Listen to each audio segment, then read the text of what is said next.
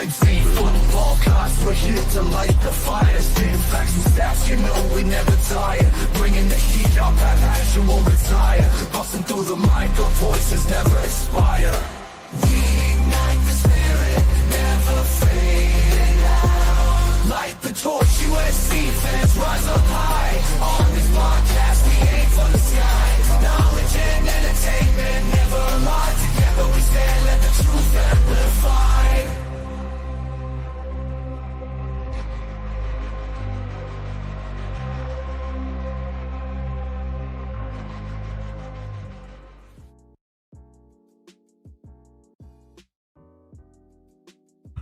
What's going on, Trojan fans? Welcome back to another live episode of the Light the Torch podcast, and it's still the off season, so we're going to be coming back. We're going to be coming at you with some just kind of updates.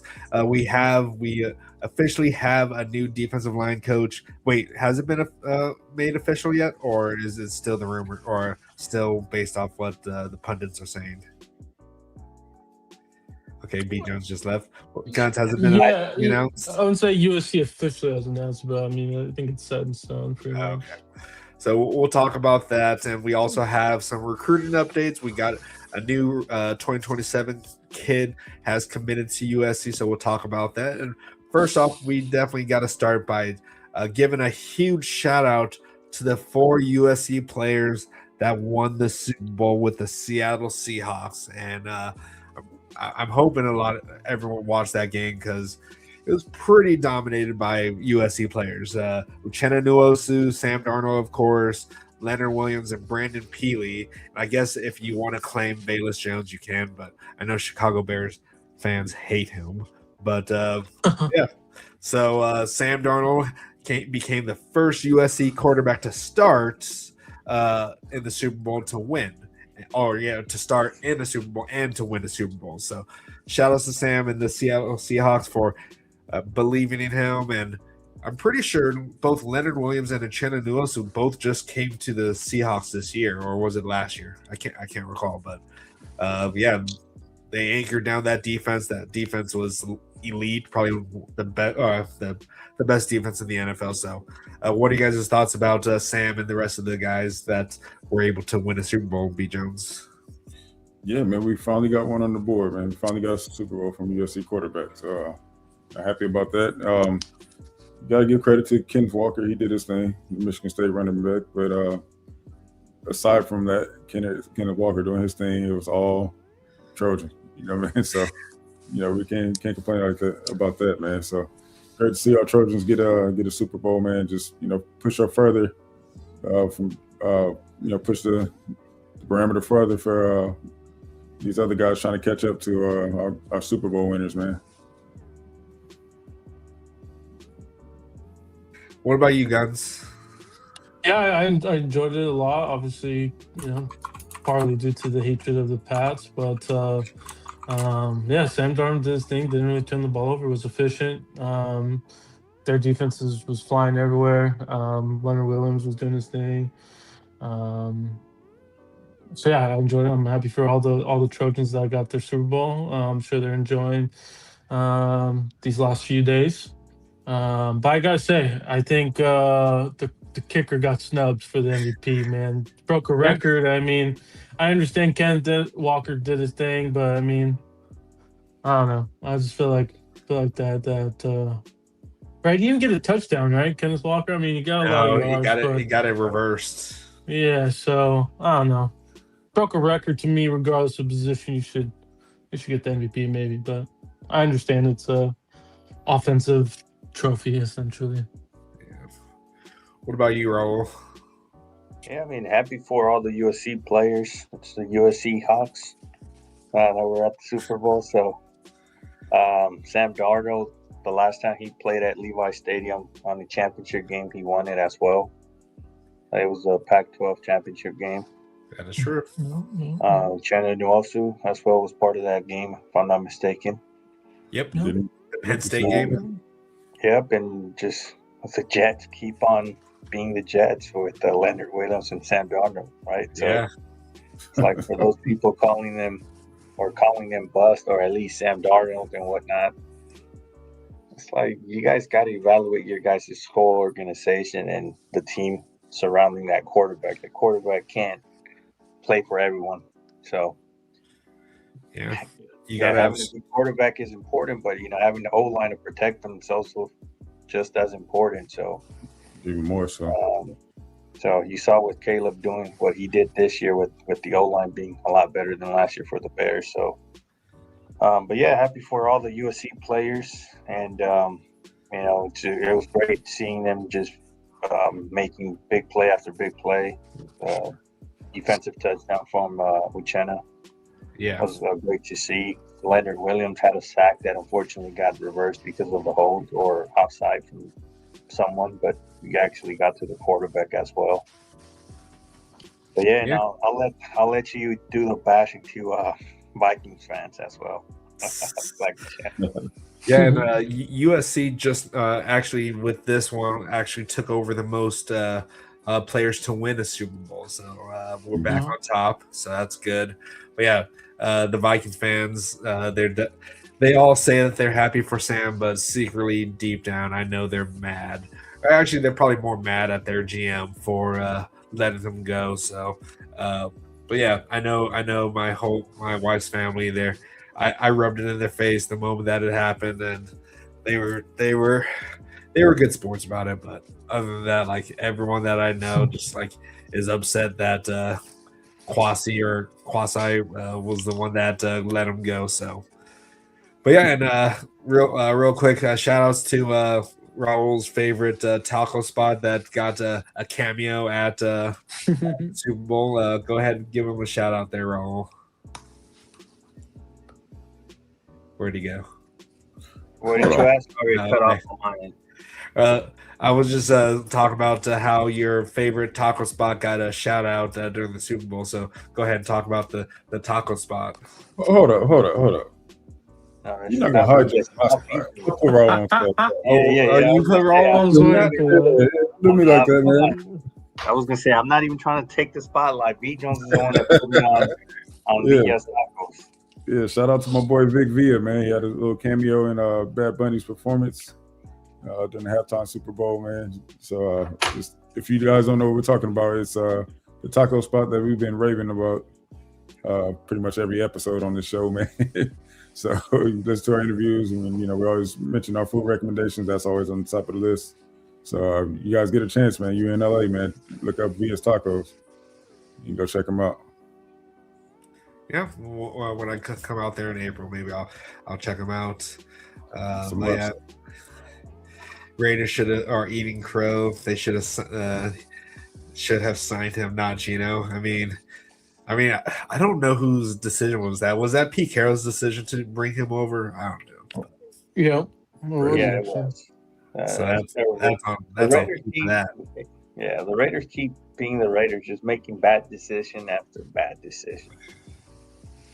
Yeah, the Raiders, the Jets, the Browns, they are just not good at making good decisions. But at least Chicago has kind of turned that around with Ben Johnson and who they have. So maybe it'll be Caleb's time next year. So we'll see. That'd be great. Yeah, no, I'd definitely be happy if Caleb were able to get it. But let's go ahead and go ahead. I was gonna say before we move on, you guys were gonna give a shout out to one specific current USC player. Go ahead, B Jones. Oh, sure. Shout out to big birthday shout out to Marquise Gallegos, man. I want to say it was yesterday. His birthday was, or yesterday or today, right? You said. Yeah. So shout out to Marquise, man. Happy birthday, big dog. Happy birthday, Marquise, and then to the Gallegos. We appreciate you guys, friend of the pod. Looking forward to seeing him play this upcoming season as well. Don't be surprised if he's a big part of the rotation. For sure. All right, let's go ahead. We'll talk about the defensive line coach later, but let's go ahead and give Guns the spotlight here and go ahead and give us an update on what's going on in the recruiting world. Well, there's a bunch. So we'll start off with the commitment. Eli Woodard out of Shap, California. committed yesterday on his birthday. So happy birthday to him as well. Kid's very, very underrated, man. Don't look at the rankings, in my opinion, and whatnot. Kid's route running is elite. People can't guard him, so very excited to see his senior year, and I do think at the end of the day he'll be a 4-star if you really care about that. But yeah, big get in my opinion. But let's talk about some other wide receivers, right? So kind of the talk has been that we'll be looking to kind of grab 3 in total, possibly 2. Would not be shocked if that number becomes 4. But we got some targets out there. So we got wide receiver Eric McFarland III out of IMG Academy. He's a West Coast kid as well. Basically, he's like a Malachi Tony, Tyreek Hill type of guy. Maybe you want to say Zachariah Branch type of guy. And we continue to gain more and more optimism with him. I'd say the big school to watch out though is Ohio State with him. Quentin Hale out of Corona, California. Top 100 wide receiver as well, 6'3", 175. He's a beast. He's closing in on a commitment. We could potentially hear it maybe this month, maybe next month. He's getting close to that decision. Again, we're in a great spot for him, and he's a must get for a lot of schools, including us. And then lastly is Osani Giles, another IMG wide receiver, California native. And guy's 5'11", 165, another elite kid, somebody that we're definitely in the running for, and we're in that lead. Out of these last 3 guys, I'd say the wild card out of the bunch is the McFarland kid.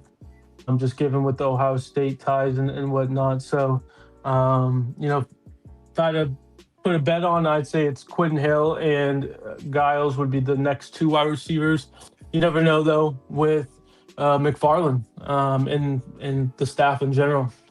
Some other updates, we got safety Honor Johnson, this kid that we've been talking about for a bit now.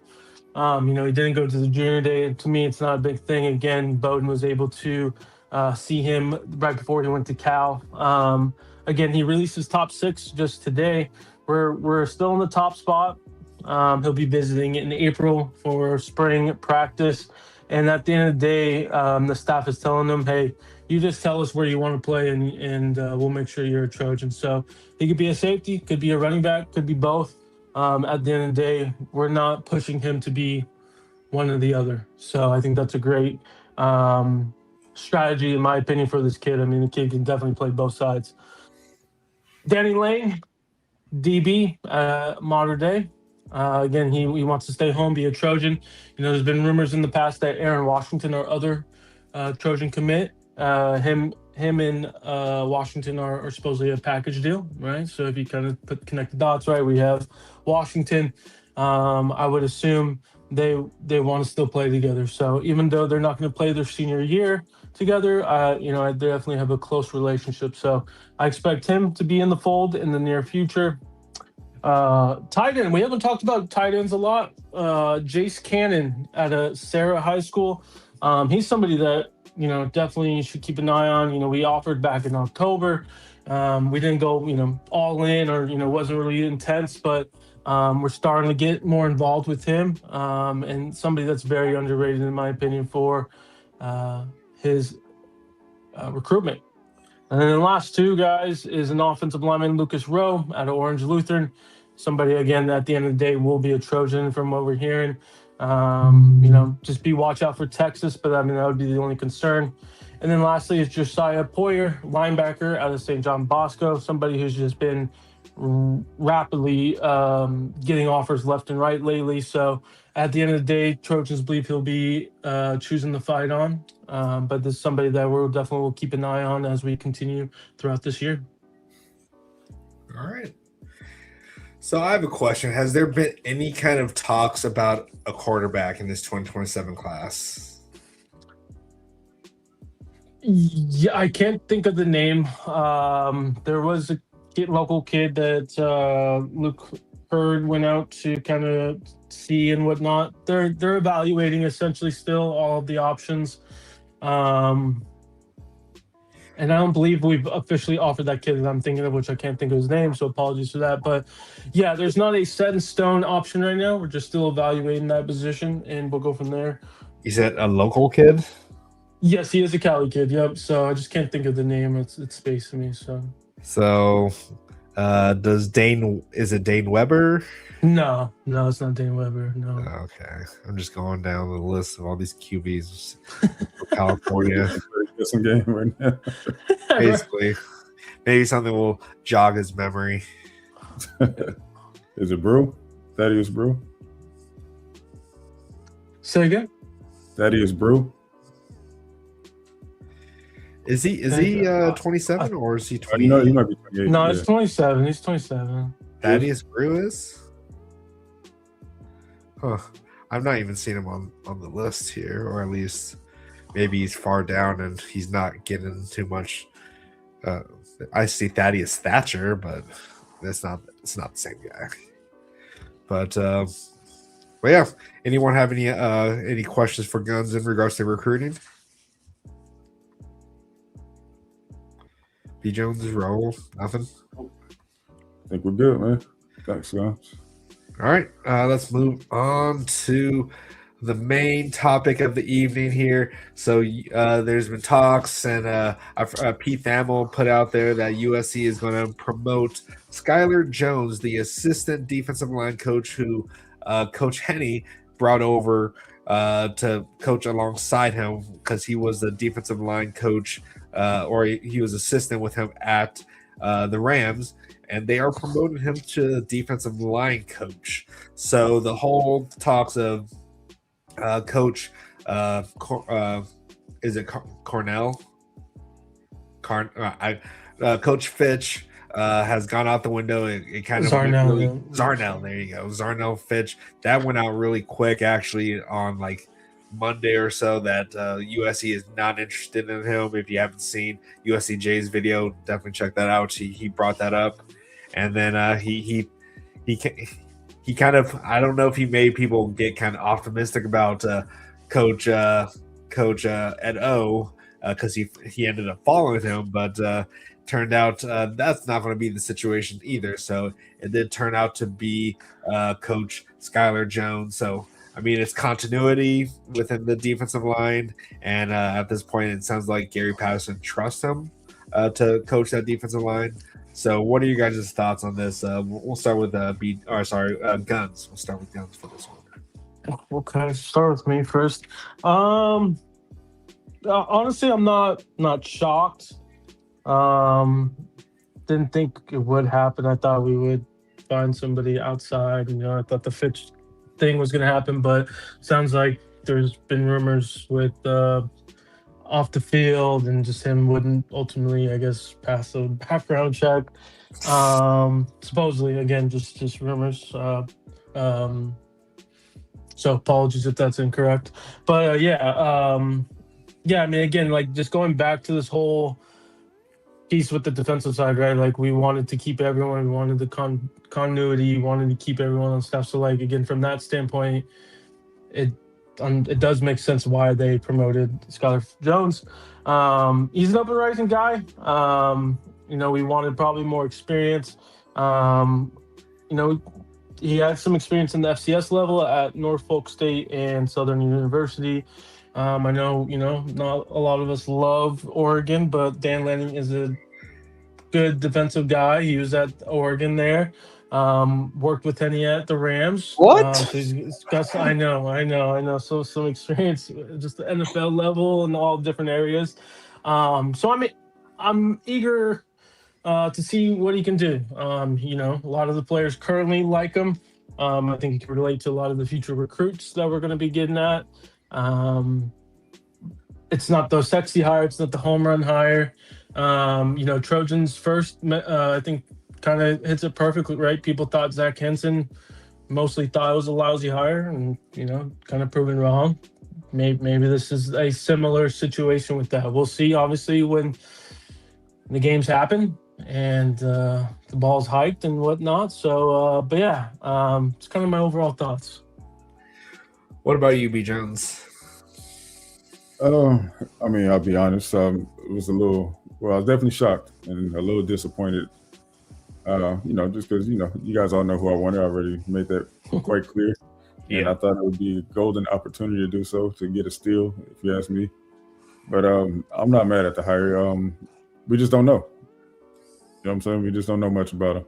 But obviously, they feel comfortable with it. And being that they feel comfortable with it in the situation that the program is in right now, it being do or die, basically, with this tenure, Lincoln's tenure, they obviously think they see something that, that they feel comfortable with him taking the reins. So we'll see how it plays out. He's a younger guy, up and coming, like Guns mentioned. So that usually bodes well on the recruiting trail.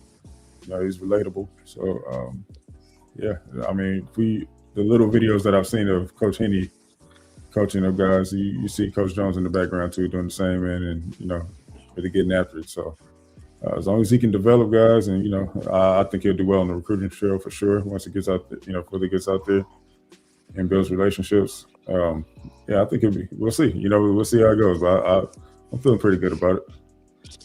All right. What about you, Raul? Just echoing what the guys are saying. I mean, probably the majority of the fans wanted someone with more experience, someone that's already proven, which I understand. But,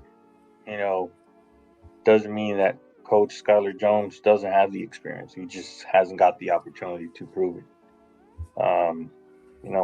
Guns mentioned his resume. I'm excited for what he could potentially, do with our D-line. I think he definitely has the players to definitely make a huge impact this year. So hopefully he's the right guy and turns the D-line around for us and takes that additional step forward.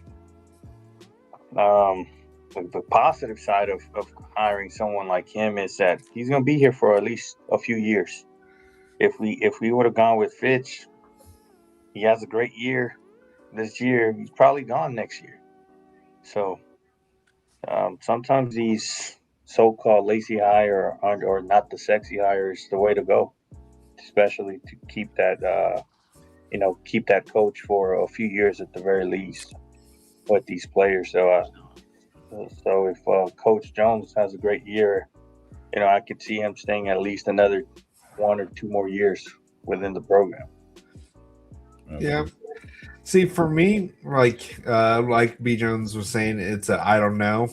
But why would you want an I don't know type of hire for something that it's a win now kind of situation? Playing devil's advocate, like he needs to win now. He can't go with someone that is maybe not as experienced or whatever, but you have people that have the what is it called? The resume. You went with Gary Patterson because he has the resume. So why are you not going with someone that has the resume for it? Like I hope it works out. I really do, but I don't want to hope that it works out. Just kind of go back on that, like the I don't know part, right? They've seen him work with USC over the past 2 years, right? Yeah. We don't know. They do.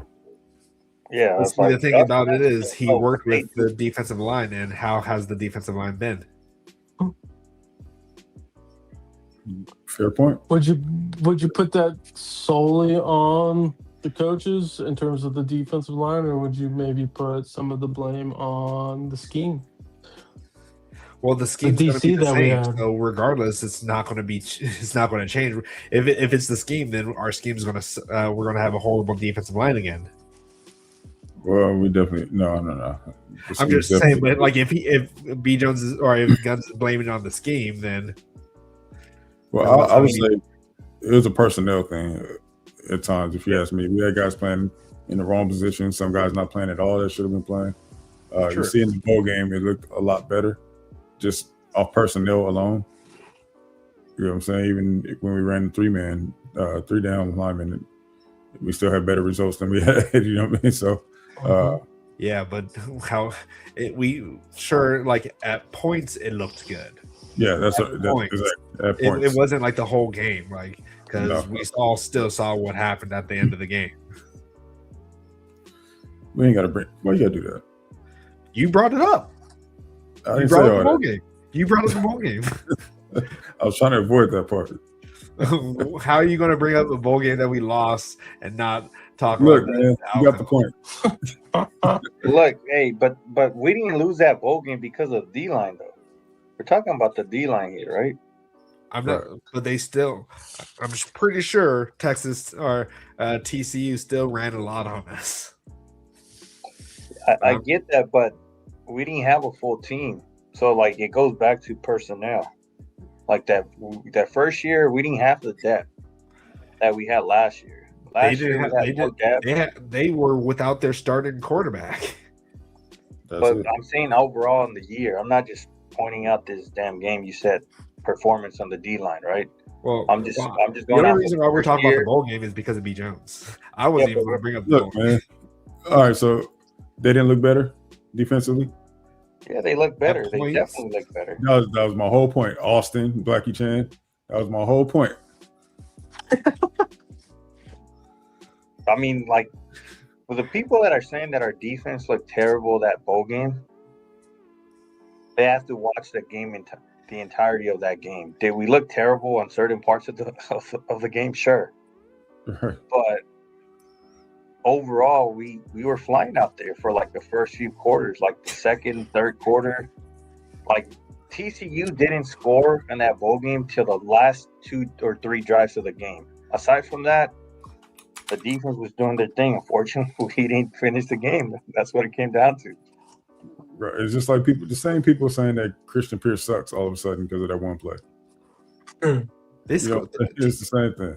They scored 14 points on us in the second quarter, Raul. You get but the point. I'm saying after that. I mean, not the second quarter, but I meant to say like the second half, or like I think it was like, if I remember correctly, towards the last portion of the second quarter, like the second half of the second quarter, and they didn't score till the fourth quarter, if I'm not mistaken. They scored 10 points in the third quarter. TCU? Yep. No, not third quarter. Yep, the fourth quarter. I mean, sorry, I forgot. I saw that. No, they scored on the last 2 drives of that fourth quarter, and then the overtime. Shut up, B. Jones. Other than that, they didn't score the third quarter, and then towards the last 7 minutes of the fourth quarter, I want to say, or 8 minutes. Well, I'm still just saying though, like it really. Man, look, the point was the personnel. The D-line looked better that game. Look, regardless, that scheme that we saw in the bowl game is not what we're going to have moving forward. Yeah, exactly. So listen. What was always the issue with Lynn, right? Experience, right? Who do we have now, DC? Yeah, Gary Patterson with experience, but then everyone. No. Well, okay, so next question. What is the DC's job to put players in the best position, correct? Yes. Correct. Okay. Clearly, our DC that we had didn't do that, regardless of D-line, linebackers, whatever the case may be. But since we're talking D-line,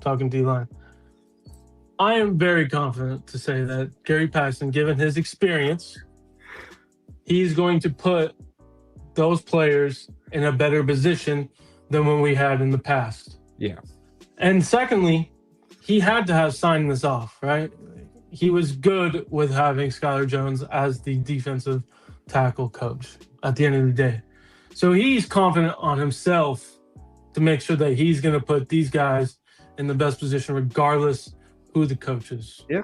And I told you I'm just playing devil's advocate. I'm hoping it works. Like I said, I don't know. We don't know what is going to happen because we don't know anything about him. Really. We just know that Coach Henny liked him and we brought him over. So I'm just saying the defensive line, like he was part of that area that was teaching these kids how to develop or basically develop them, because that's what they're supposed to do. They're supposed to develop them, but not basically fine tune them, which is what the NFL does. But I'm hoping it works out. I really do. But I don't think it should have been a someone that doesn't have experience. Just my preference. And I'm sure a lot of people wanted someone that had experience as well, that's been with at least Gary Patterson too, which I'm sure there's some off the field issues that prevented that, because if that wasn't the situation, I thought he would have been the coach. But we don't know. We'll probably never know why he wasn't officially hired. So, because we never even heard if he even interviewed with the team. So, but either way, we'll find out what happens. We have 4 games to get the defensive line get the defensive line ready for Indiana. So, is Indiana the 4th game or the 3rd game? I can't recall. No, I think it's Oregon's the 4th game. Yeah. Indiana's all in November or something. Oh, okay. So, yeah, Oregon. That's even a bigger, I feel like, issue, since they have an experienced offensive line, an experienced quarterback. So we're definitely going to need to. They had a good freshman running back that broke out last year. So we have to stop that run. I mean, we'll see how he performs, but like kind of what B. Jones said, that they feel confident enough to go with him, because there's plenty of other options USC could have gone with, but they went with Coach Jones for a reason. Yeah. Well, we thought there was plenty of other options for defensive coordinator too, and I'm not saying Gary Patterson is the wrong guy. I think he will have us ready for it. It's just I'm just wait and see mode at this point for the defensive line. So let's see what BC, I got a question for you. Sure. Do you like our current roster in terms of the defensive line? Yes. Regardless of coach? So do you feel like they can perform, or they will perform? So are you asking me if I am relying on their just pure athletic ability to outshine possibly? Do you think that another year at college, in the weight room, learning, growing, do you think that will improve them? I didn't hear the rest of it because B. Jones came in here with the sound bite. But say that again. Do you think they'll take a jump, basically? Do you think they'll take a jump in growth year over year? They have to. B. Jones told us that the defensive line was going to be better. It was better. I bought into it. It was better. How'd they look at the beginning of the year? Against who? Who did we play? Okay, but how did they look? Doesn't matter. We looked better though, regardless. Okay. Now, did we have guys playing out of position? Yes, we did. One guy that probably would be a top draft pick right now, right? Yeah. That had to transfer to Alabama because he played out of position, and then we decided he sucked all of a sudden. But so one player though.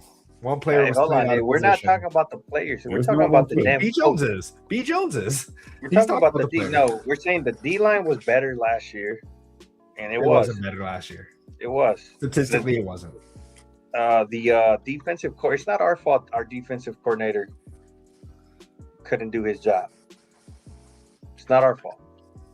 But what Guns he? I'm not the only one to say it. Wait. What Guns was trying to come at me with his question was, do you think they're going to take a step forward? And we thought they were going to take a step forward this year because of everything that we heard about. Yeah, Austin, I did say they were top 5, and I firmly believe that they could have done that if we had the right defensive coordinator. I don't think DeAnton Lynn was doing his thing. He was. Yeah, listen, I'll stand on it. I'll stand on it. I've said it. Other people have said it. Media guys have said it. Yeah. And we were at 2 different practices. You know what I mean? So we didn't even see the same practice. So they felt the same way I did. They looked good in practice, and they looked good at the beginning of the year. Don't know what happened after that. So I got a question. It's football related, but it's in a different way. You guys have jobs, obviously. We have bosses, right? See. Right. So a DC is the boss of the defense, right? Okay. So if I'm an assistant coach, at the end of the day, I'm going to listen to my boss, right? So if he tells me, "Hey, we're going to line up this way," I mean, do you just go against your boss of what he's going to say? Regardless, if you might think this is not going to pan out the way that it's going to pan out. Right. Okay. All I'm saying is I think there should be a little bit more blame towards the DC in terms of how our D-line played than just the D-line coach is. DBs as well. Yes, everyone. So, yes, they should try to find the best approach to succeed when being told whatever that way is. But I mean, at the end of the day, when the scheme fails, the scheme fails, right? Like the plan fails. It's just. So are you guys saying just because of Gary Patterson that it's not that much of an impact that we have someone that's not experienced to teach these guys technique? We don't Personally, know. I do. We don't know yet. So we could have Raul teach in defensive line, but Okay, it's okay. be No offense. successful Okay, we don't go that far. because of the Come on. defensive Wait. coordinator. Why are you gonna throw my name? I'm not Wait, qualified. why'd you do that? I'm just Why'd you saying do though, that? like Why'd you do that? I'm just saying that we don't need someone that's like the greatest of coach because of the defensive coordinator. Who? What? Can you say that again? I asked Guns you don't need to have the best defensive line coach as long as you have a better defensive coordinator. And he says he doesn't believe that we need the greatest defensive line coach. Yeah, So I agree with that statement. It's the leader that puts you in position to be Yeah, successful. but if Gary Patterson's going to be Absolutely. working with the safeties more often than the defensive line, what good does that do? If you don't have a defensive line coach that you can trust, I'm He's sure the you DC. trust him, huh? He's the DC's not no safeties coach. So remember when Lynn, it was first rumored that Lynn was leaving, Yeah. and everyone was asking, are the rest of the coaches going to go with him? And I told you, I'm pretty sure that they're not. Why do you think that is? Well, yeah, I understand the whole situation that was going on with Lynn and the background of what he possibly may or may not have been doing with certain players and how he was interacting with them. But it's just like you should be elite at every position of the defensive coaching staff, especially if this is going to be his final year. That everyone is saying that this is a make or break season for Lincoln Riley, I agree with you. That's why we're all shocked. and that's why I'm just playing devil's advocate, saying that this should have been a different hire instead of doing a wait and see to see if it's going to pan out. And we don't I know know everyone wants to. I know everyone wants to point to Pete Carroll as an outlier, and same with Zach Hansen.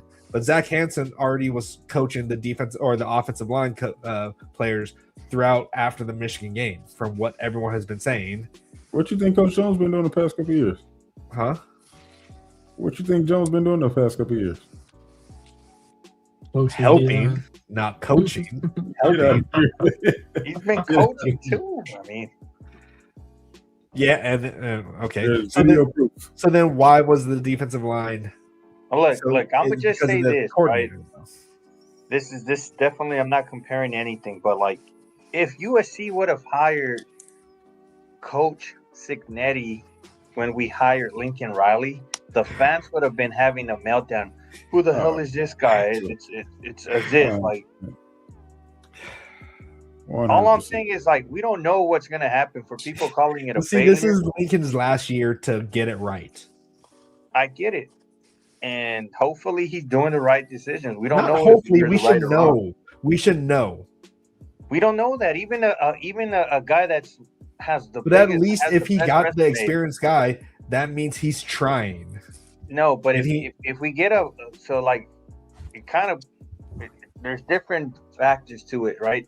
You can be the best qualified defensive coach, but if you don't get along with your team or you don't get along with the other coaches, you don't get along with the defensive coordinator, that's not the right guy. Just because you might be the best, have the best resume, doesn't mean you're the right fit for that position. Yeah, So there's a lot of things that go to it. But this is literally like people are going to revolt. We don't know what our booster is going to be like. We don't care what people are going to think. We care what our boosters think. Yeah, sure. But Yeah, I'll say like this. We see there's a reason why they didn't go with a safe hire. A safe hire would have been Coach Fitch. That would have been the sure thing, right? They see something in this guy, obviously. Or what if they wanted Fitch, but it was the background situation, so he just settled. We don't know what went through this whole process. We really don't. Man, so, we don't. So if anything, hell no, we didn't settle for a defensive line coach. In my opinion, we don't know that. We don't know that for a fact. But what I'm saying is, like, there was plenty of time for them to hire a defensive line coach. If they wanted somebody else, they could have gotten someone else. Fight on that. He says he can't be worse than Henderson. He very well could, but we will see. But what is worse? See, that's the thing that you guys keep saying is we will see. Yeah, but like, what I'm trying to tell you, didn't you all want a home run hire for the defensive coordinator? Yes. But then a lot of people were saying that we should stick with Coach Henney for the players. But then that would, like, if we would have stuck with him for that, then that would have been a wait and see kind of situation. Who said that? Who here said that? Who here on this panel said that? Not here, but a lot of people, USCJ. Yeah. And I think Christen. Where is Christen at? Like, Christen, we started this off without Christen. Where are you? Look, Christen said after a certain point, we said maybe we go. Like, after a certain point, I know Christen said, "Oh, maybe we're better off just keeping Coach Henney if we're going to lose all these players." But this was before the transfer window, I think, closed. Yeah, we all know that they waited for that. But like going back to it, like, just because you have the best resume doesn't mean you're the right guy. Like, we could have hired Fitch, and this could be a complete failure next year. And this could still be a complete failure too, though, with Jones. But wouldn't you want to know? I feel like, wait. But wouldn't you want to know that your team did everything that they could do to get the right? Because we thought the moment that we hired all these coaches, Coach Henney, Coach Belk, Coach the linebackers coach, we thought this was an all-star studded coaching staff for the defense. So we were happy with that. We were happy, and sure, it failed because of Coach Lynn was not good enough. But like, at least we knew, at least we were at ease. We were going up and down, like raving at other pundits that they weren't talking about the hires that we made because we were so excited about it. I don't want to have that kind of wait and see. Was Doug Belk a good coach? We thought. Didn't we not? Just answer the question, yes or no? No, he wasn't. Why not? Why would you say he wasn't a good coach? Because it didn't feel like our safeties took, or it's not our safeties, our DBs I keep getting him and the other coaches mixed up with their position, but it just didn't feel like their position took the leap. Okay, so if I was to tell you that they wanted other guys in their lineup, and Lynn pretty much so you're putting that out there now. Yes, absolutely. Okay, just I didn't know if we were if we could say that or not, but does that change how you feel about Belk? Well, now that or either way, like, he should still have been able to coach up those players still. Let's see. is that to what Raul said? I'm assuming. I don't know. You're the one that said it, but if I recall, if anything, I remember Christen wanted PK right at one point. Oh, a There lot you of go. us want to coach PK. And then look, Yeah. Boom.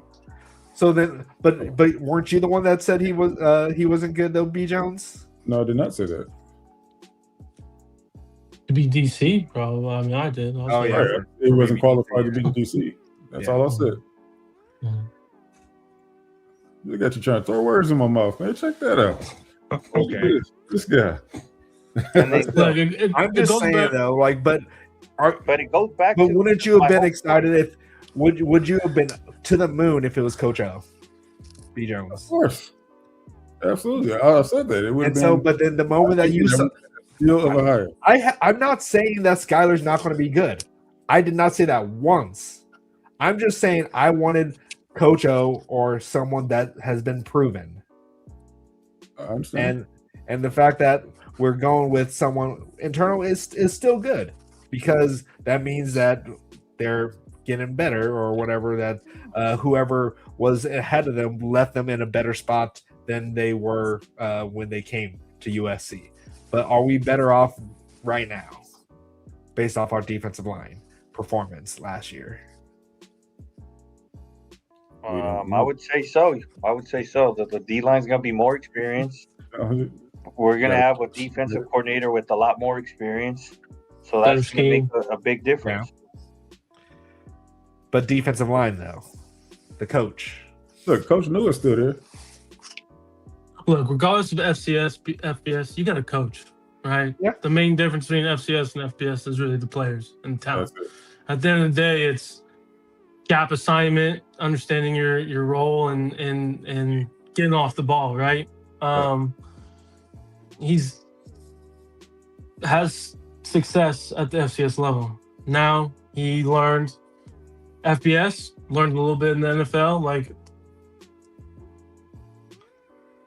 don't be shocked. Don't be shocked that this D line is flying around, BC. It's all I'm hoping it is, but I never said it wasn't. I never said anything that would say that we're not going to be a good defensive line. I just said I wanted the exciting hire. I wanted Coach O. I wanted Fitch. Yeah, but just because we want a big name hire doesn't mean he's going to be the right guy. Like we did that last year or 2 years ago, and that didn't pan out for us. So I'm just going to trust Chad Bowden and Gary Patterson. I'm sure Gary Patterson had to sign off. Well, yeah. Sign off on it. Absolutely. There's no way they just came to him and say, "Oh, you're going to hire Coach Jones," and that's. But that. it's crazy how it just came out of nowhere. I mean, it's always historically we've always kept things quiet, right? I mean, normally we don't really hear who's being interviewed as much, or Well, we heard about Gary Patterson really early on. I mean, listen, it's fair, yeah. Yeah, but even that, we wasn't for sure about that until the final seconds. Right? That's true. Well, at first, How many times have we the talking heads really thought Gary Patterson was going to be it. Then people started talking about the Missouri coach, the other coach, what is it called? Even the coach from Michigan. People were even talking about him. But then it all just circled back to Gary Patterson. So Exactly. And it was definitely viable sources that were saying these things, man. Yeah. Credible sources saying this. So that's just how it goes, man. They hold things pretty tight over there. So all right. Well, I'll just add on the Fitch. I was definitely one of the guys that wanted him just because of his connection with GP. But outside of that, I mean, did we all really hear about this guy much in terms of best D-line coaches across the country? I mean, no offense, but I think anyone could have coached that D-line at Texas Tech, in my opinion. So, not trying to hate on the guy or put him down, but that's what it sounds like. I totally apologize, but yeah, I mean, that's the thing. At the end of the day, we didn't know much about him until this past year. Then obviously with Patterson hiring. So also, did we ever hire that DB's coach from Baylor? Yeah, we hired it's him. official now. Yeah, we hired the Louisiana Tech guy too. So, But yeah, see, that's also another weird situation is that the hires that we've been getting, Gary Patterson is known. And then there's one defensive line coach he's probably just met that day. That's why I think there is something to do with the off the field stuff. Like, Yeah. again, like in general, right? When you're talking about jobs and all that, right? Normally, when someone's trying to hire somebody, they're not just looking at one guy. There's going to be 3 options. They're going to interview those 3 options. Yeah. Just assuming out there, but I would think Fitch was probably number 1.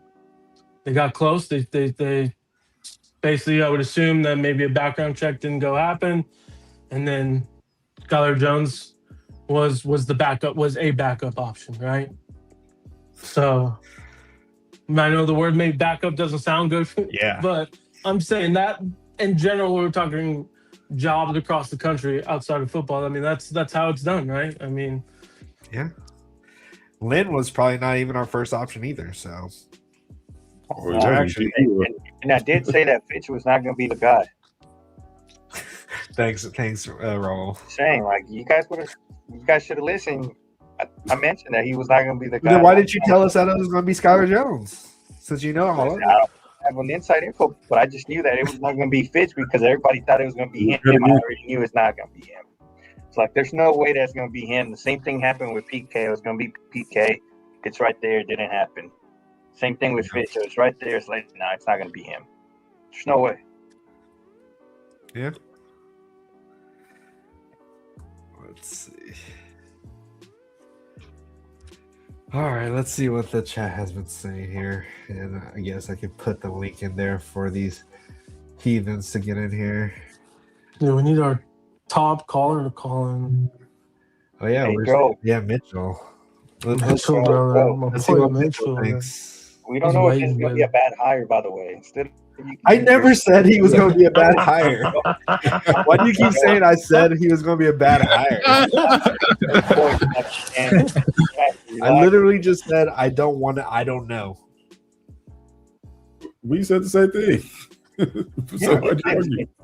And I never said you guys said he was going to be a bad hire. All Why are right. you putting words in my mouth there, B. Jones, huh? All I said is we said the same thing. So how'd I put words in your mouth? What are you talking about right now? All I said was I don't want it. I don't know. I don't want a rookie. We dealt with rookies before. Yeah, but think about it. Last 2 years, we technically had a rookie DC and an experienced D lineman. Yeah. What happened? So now we have an experienced Was he experienced? DC. Was he really experienced in college? I mean, he's just experienced in the D line. Fine tuning. D line, regardless of that. Regardless. Look, Love he had you, Henry, experience. but I'm just saying.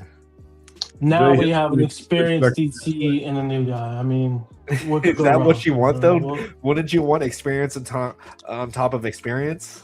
I want an experienced defense, right? And that comes down to the DC. The DC is the boss. The DC puts the players in the best position, regardless of who else the assistants are. Regardless. But wouldn't you also want someone experienced teaching them fundamentals? Yes, that's the cherry on top. Absolutely. But at the end of the Fundamentals day, is key. it goes down to the DC. The DC is the one who's calling the plays and putting these guys in the position. Yeah, but if all stop they the know other how to team. do is bull rush and not any other technique. Yeah, listen, all we need out of him is to be a good developer and a good Which we don't know. Well, you said that he had a couple All-Americans in FCS level. All right. He had a Defensive Player of the Year. Basically, top defensive player in the FCS. country. Yes. Hey, what is the difference between FCS and FBS? Talent.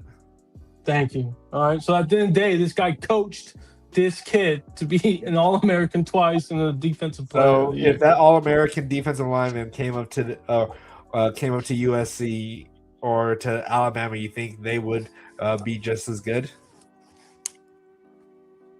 Never know. I mean, think about Braden Fisk. That's the Jared thing. That's Verse. another, I believe I don't both know. those guys came Wait, from FCS. I could what be are you wrong, but talking lower about the FCS level. thing? So Look at Indiana. Just look at Indiana. They weren't FCS teams. Signetti A lot didn't of bring the his players came from, A lot of FBS guys, James Madison, which is still FBS. technically. I guess, but you get what I'm trying to say. Technically, so you're going to discount those players. You're going to discount their It's hard still work lower. that they did at James Madison. How long they been in FCS? It's still lower tier level of Probably players longer in terms of Let's see. talent. I guess they'll call talent. You're aware of Jared Verse, right, BC? Yes. Oh, Mitchell! Top, wait! Top Stop defensive talking. player in Stop the NFL. talking. We got Mitchell here. Hold on. You don't want me to This bring guy Mitchell came in? from FCS to FBS was a first rounder, you know. So Let me bring Mitchell in here, okay? Don't disrespect All the right, coach. I apologize, Mitchell. I apologize. What's going on, Mitchell? Fight on, guys. How you guys doing? Don't it go, going, Mitchell. Don't go. Maybe I'm like this new Skylar Jones. I'm questionable to let on, but I don't know. I'll do my best. Give the guy a chance. Pete Carroll's a great coach, right? He's a Hall of Famer, college and pros. Yeah. What did the Raiders do? So it's really the talent. I think we brought in talent with the recruiting. It was mad that someone had to go, but I think we replaced them. So I want no excuses. But I don't always look towards the coach. If the players don't get to the quarterback or stop the run, then it's the players' fault. I'm tired of the Ohio State and Georgia having the better players. And I'm surprised that like somebody like Lagway or Raiola, and there's another guy, maybe with Levitt, but Levitt wants to stop. But those two quarterbacks I mentioned, they could use. Raiola has to rest because we broke his leg by accident. But I mean, Lincoln's a good. You got to admit he's a good quarterback coach. So I'm just shocked that one more thing. So I guess those quarterbacks picked their teams already. Can they change their mind? I'm hoping Longstreet maybe come to his senses because he's not going to beat that Sam Levitt. No. Can he come back? Is there another spring window? Is there a window they can back through, break in, something?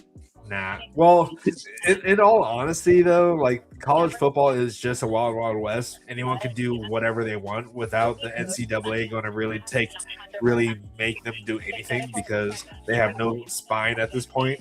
I'm sure if he could just enroll at USC and then just be a walk on. Yeah, he could be a walk on technically. So there is that ability, but we don't want him back.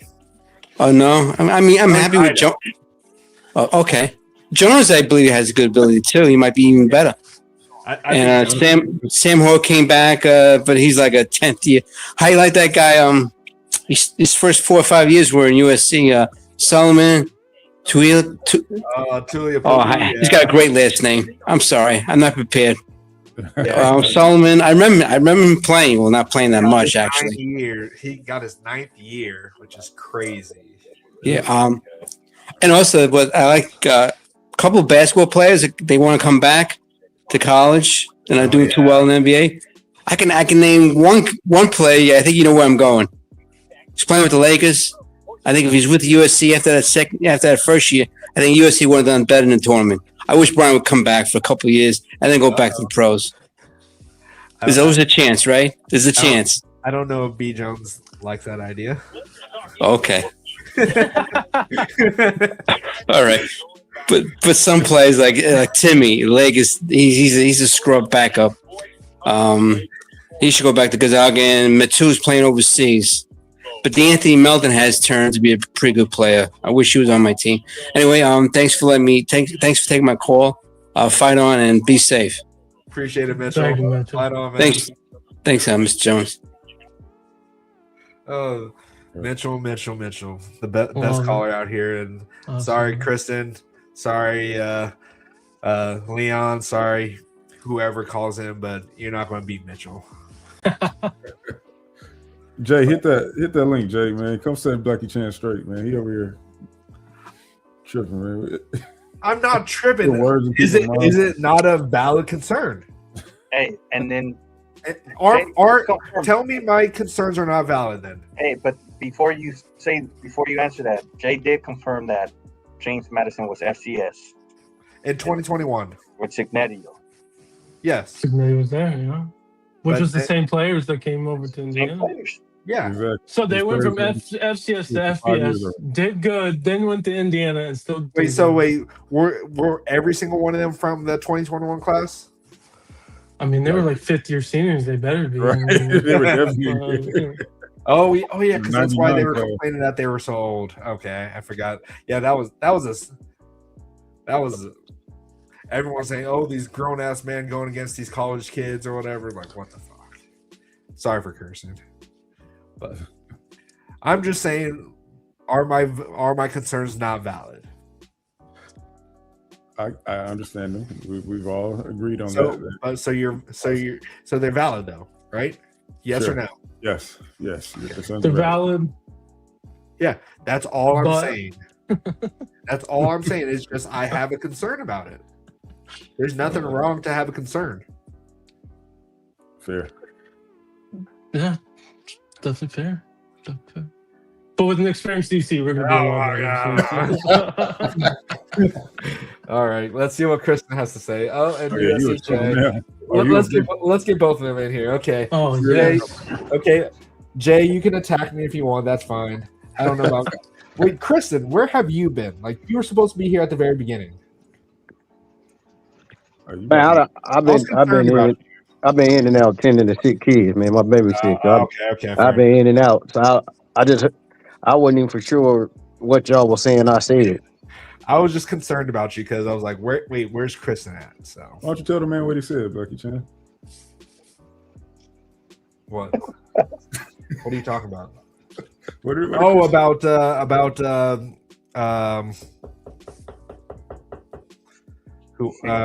Coach Henny. There you go.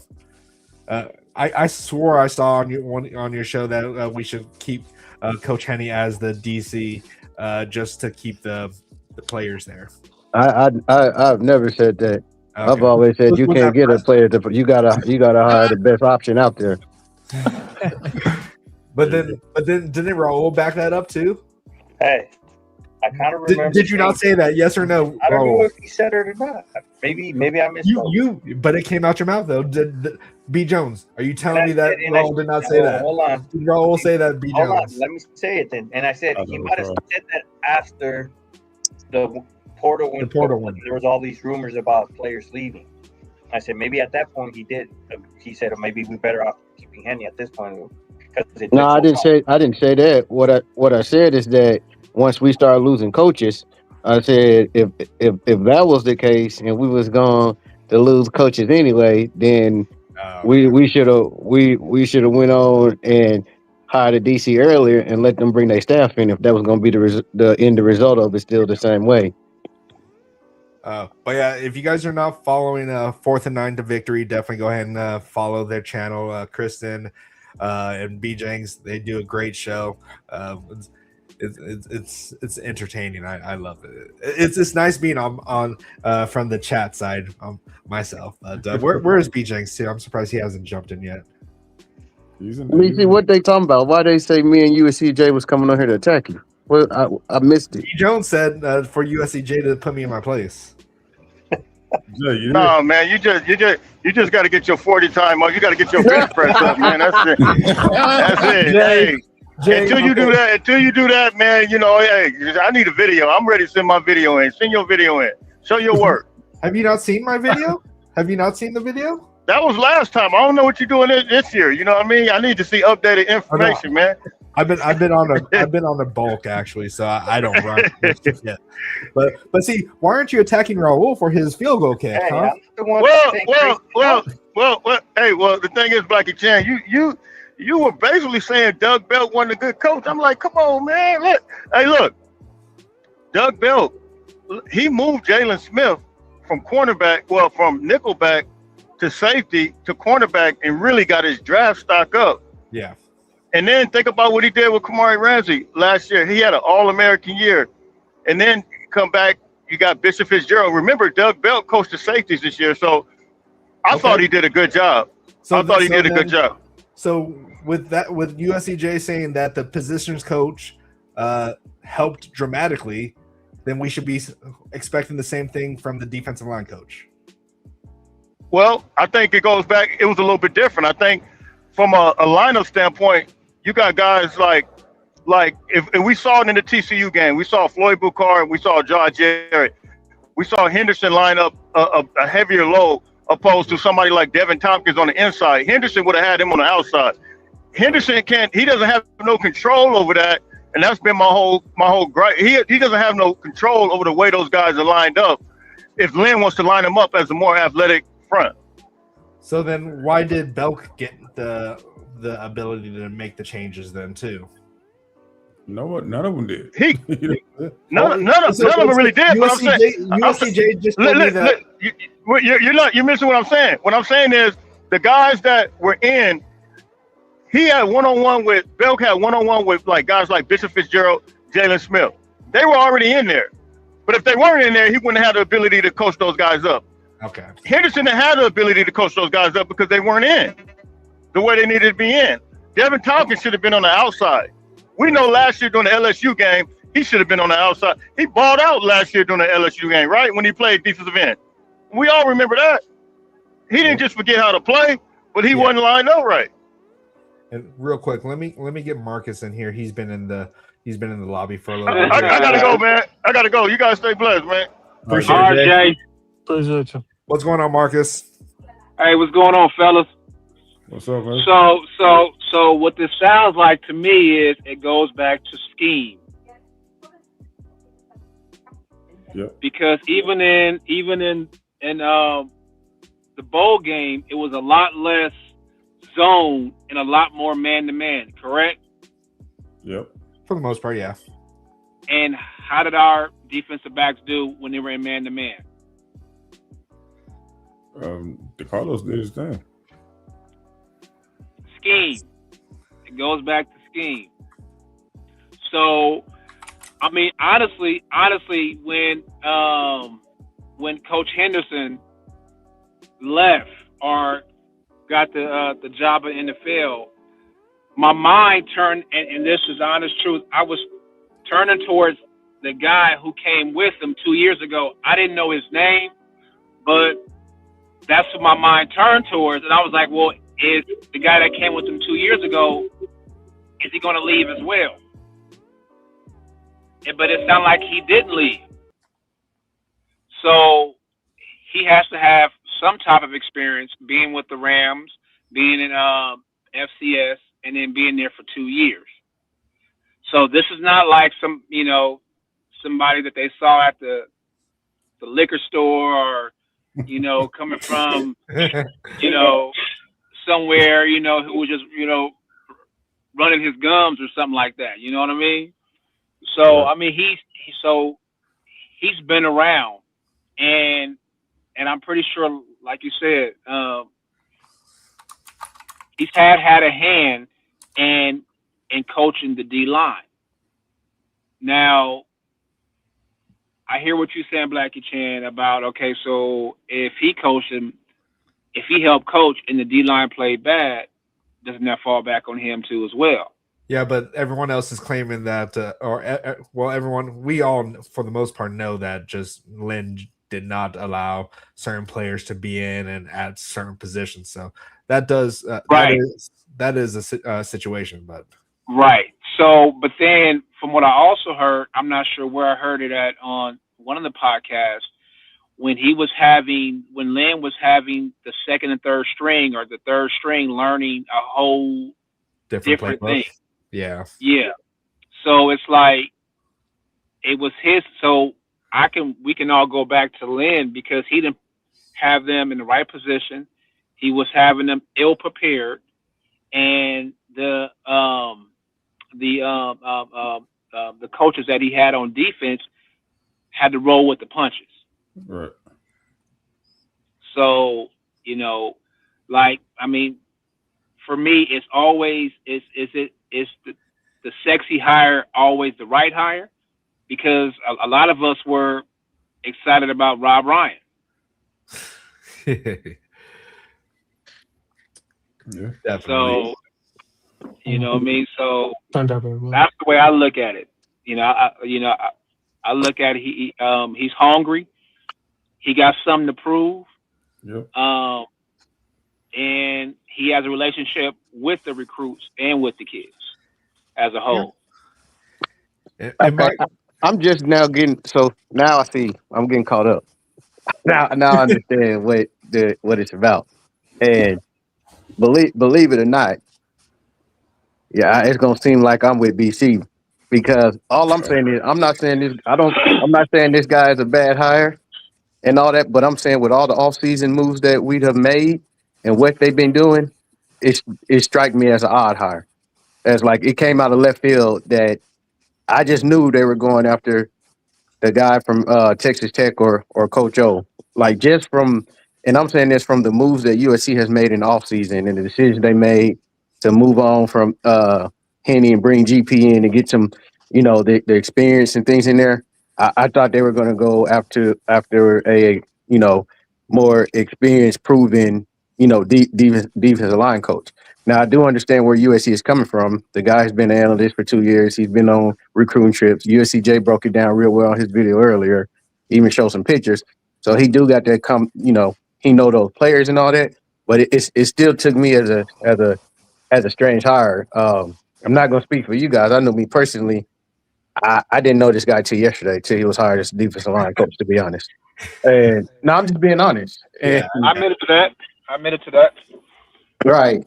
And it's just to me, it just seemed like from how USC was moving in the offseason and what they were doing, it threw me for a loop that they went that route. You know what I mean? You look at the linebackers, you look at the defensive line, those were the two most troubled areas on the team, right? They addressed the linebacker winning, got a proven guy, someone who has done it and brought him in. Then we go to the defensive line and they're saying we're gonna run it back with the same defensive lines. That's why it struck me as odd. I just knew 100% sure that they was gonna go get someone proven from the outside with a lot more experience. With a different scheme though this time. Well, it's technically the same scheme. They run the same. Same scheme, just different philosophy. Yeah, different philosophy. Right. So yeah, I mean, and I see everybody's point, too as well. But I've always been under the mindset of it's even with somebody was saying, in here, the guy at Texas Tech.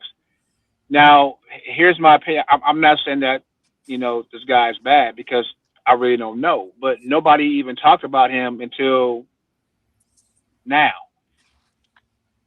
Did he also, I mean, Texas Tech did buy their whole defense and they all had experience. Yeah. Did he really coach them up? Nope, they're all developed elsewhere. So, we're jumping at this guy because of who he had on his D line, all proven.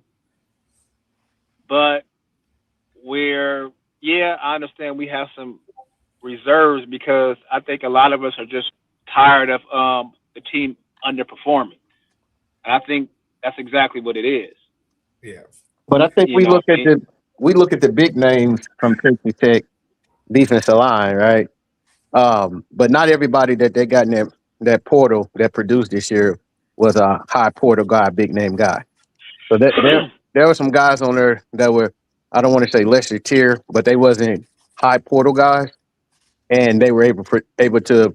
He was able to get the best out of them and have them looking elite as well. So it wasn't that they spent money in the portal. They got some good players in there, but all of them that came in that portal that was on that defensive line wasn't the highly talented portal guy, highly talented, talent guy. So he did some work as well. Yeah, I'm not saying he did no work, but he had Bailey and he had Romo. Well, he didn't coach those guys. Yeah, that's what I'm saying. So those were two high end defensive ends. Right. You know what I mean? So I mean, yeah, because we did nobody knew about him, but as he didn't, and we picked up our D coordinator, then we started linking, him to him because he had previous relationship with him, and he did pretty well at Texas Tech. But besides that, he wasn't nobody really knew about him. Yeah. And even with Coach O, yeah, I mean, I love Coach O. Don't get me wrong, but who's to say like Coach O is older, and would he be on these trips consistently in these recruits' home? I think he would. Yeah. No, like Absolutely. that dude, He'll that have a dude has the 24 same pack of Red energy Bull. He'll be back on the 24 pack of Red Bull. Yeah. He has the same energy as Pete Carroll does. Yeah. Yeah. But So it is weird though. Like the hires that he's made, they've all been people that he has had a previous history with. And then this one line coach, no history at all. So it like what Christen said, it just is weird. yeah, Is it not? I mean, no, I mean, just like every other, from Pete to Zach Henson, even though you shot that down, yes, and Zach Henson did have, some type of experience before, but so did Skyler. In the FCS. Yeah, but it doesn't matter. He still has some experience. Football. It's the level of competition, yes, but he still coached, and he's been around the Rams, for a couple of years with. I don't care about with NFL anymore. NFL don't. Like we were all buying for NFL players. Like, oh yeah, like this guy coached Aaron Donald. Like, love you, Coach Henny, but I'm just saying, like, coaching college versus coaching NFL is different. Right, but he just couldn't run the defensive line because he wasn't the defensive line coach. So he saw some good, he saw some bad, and he put his portfolio together. I mean, because he had to interview for the job himself too, as well. Yeah. So all I've been just saying this whole show is just I don't want it. I don't know. I wanted someone that, for the most part, we felt like they're going all in to make sure that this is the year that we make the playoffs. Well, and this doesn't feel like that type of hire. I think if it's the sexiest hire, not the sexiest hire, we still have to go with we have to see. Yeah. If it was someone like Coach O, I feel like a lot like people would have more confidence. But we still have to see how Coach O fits into the scheme. But wouldn't you want your confidence level at a higher level than an I don't know, like, hey, this guy has proven it. Like, we know what he's been able to do, especially with the recruiting portion of it in California and in the South. Right. So we don't know what Skyler's really his prowess when it comes to recruiting as well. We don't know that. I'm sure he had a lot of say with Coach Henny and all that stuff. But like know. I mean, it could be scheme or fit too as well. If he's used to the scheme, if he's the right fit, if he connects with the players, if he connects with the coach, like I said before. I mean, Coach O connected with Pete because he had a relationship with Pete. Yeah. But Skyler has no relationship with Gary Patterson. No. So we don't know if it's a good fit. Well, he had to interview for the job, didn't he? Well, we know it's a good fit for the players that's there. He had a history with those players. He kind of recruited a lot. He helped recruit a lot of those players, and even as an analyst, you're involved in practice, so he does have that there. Yeah. Mm-hmm. Maybe he wanted if we still had what's his name who just left on our D line. If he didn't transfer out, maybe he just like Coach Henny wanted him at DN and not at D tackle. So we just know from the reports, and I guess the speculation is that the defense didn't really want to play for Coach Lynn. Yeah. Because of how, we see him we think and we're seeing it from the outside on the sideline, not on the sideline, but from the stands and, behind the screen that, the players were in the wrong position. Right. And I mean, how we say that, right? And people harp on two players. Tompkins, we all agree would have been better in Ramsey safety, but we know we didn't have no nickels back, kind of forced to put there, right? Yeah, We did. Right. But what else we got to look at is we run a 4-2-5. There was 3 other men on that line. Tompkins wasn't the only person getting pushed back all season. Right. No, he wasn't. It was Silver too. There was a lot more. It was a lot more issues along that line. No edge containment in the. It was a lot with the front 7 linebackers included. But it was. But see, now, so here's a question. Was it okay? So I'm looking at it from a linebacker's point of view, right? So if I'm consistently having my defensive lineman pushed into my lap at the same time trying to fight off the blocks and then trying to shoot the hole, is it really all up on me as a linebacker? Because I'm looking at, I'm thinking about the movie The Last Samurai, right? Where Tom Cruise is fighting and he's thinking about the people, he's thinking about his opponents, he's thinking about himself, and he's like, well, too many minds, right? So as a linebacker, is it like, okay, so I'm constantly having my defensive end, on my defensive tackles in my lap, and I'm trying to read the play and find where the ball is at, but I'm constantly having to do this. So I'm having to look at this and make sure this does not happen while simultaneously looking at where the ball is going or the play is going. But I'm not saying excuse. I'm just asking. But we can't absolve the linebackers because that wasn't the case every time. There were plenty of games where our defensive line was not getting blown off the ball. They was in a stalemate, and linebackers wasn't shooting the right gap or playing downhill, and they were catch blocking. So it wasn't. It's our issues with the front 7. It wasn't just like it was a D line being pushed in their lap every time. It was bad gap integrity, right? It's not reading that tackle, that guard pulling and shooting downhill and triggering and things of that. It wasn't just a defensive line issue. Well, yeah, but what I'm saying, I hear what you're saying, but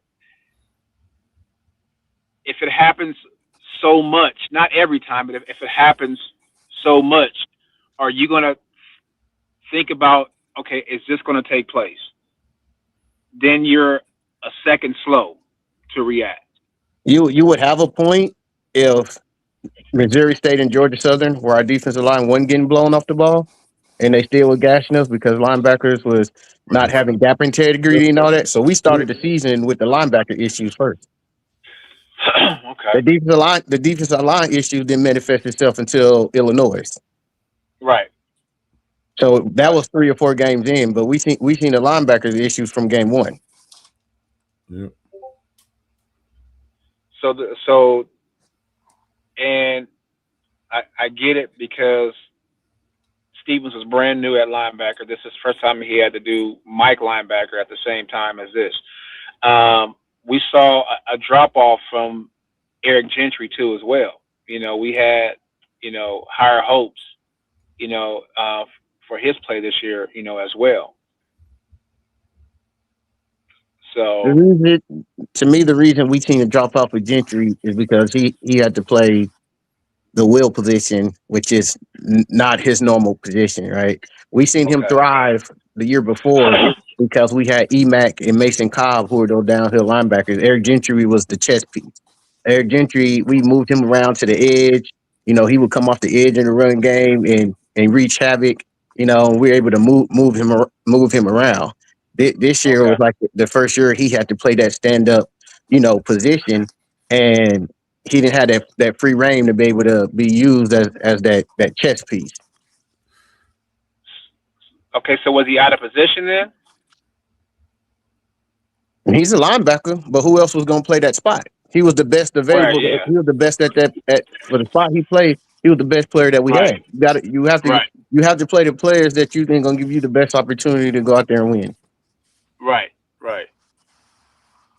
So what it sounds like, yeah, we had this mission, that mission, and this mission, and that mission, so it was kind of like we had to just, like you said, play, and like we've been saying, playing the best person at that position, so that we can win. So it sounds like a disconnect, out of position, and, things of that nature, but, I don't, yes, we can blame it on the linebacker, but I'm looking at Desmond. This is his first year playing Mike linebacker, or just playing linebacker as a whole in a game. Because he came from safety, as we all know. So he was learning kind of on the job too as well. So I think even that kind of hurt us. Yeah, but Desmond grown towards the end of the year, and then to come to find Yeah, out, he was playing with broke ribs too. But he definitely took a step during the season from what he looked like at the beginning of the season to the end of the season. He looked like a totally different player. I agree, 100%. I agree, 100%. 100%. So I was just, it was more so. It was a lot of. There was advocate, being play with Skylers, and I think as a whole there was a lot of disconnect from what it sounds like, even with the coaches. What is J Rod talking about? I'm missing comments. I'm trying to see what y'all laughing at. I'm trying to read comments. I don't know. No, they're trying to say that I started late or whatever, but it was only just 5 minutes. So okay, they're doing what you do, Kristen. They're doing what you do, Kristen. But at this point, I think we've been on for a little bit longer. My wife right now is calling me right now, telling me I need to go pick up some food. Let's go ahead and end it right here. But we'll definitely be back on Sunday now that we don't have a Super Bowl to worry about. But yeah, so let's go ahead and get out of here, guys. And until next time, we're going to keep the torch burning bright. And as always, fight on. Fight on. Fellas.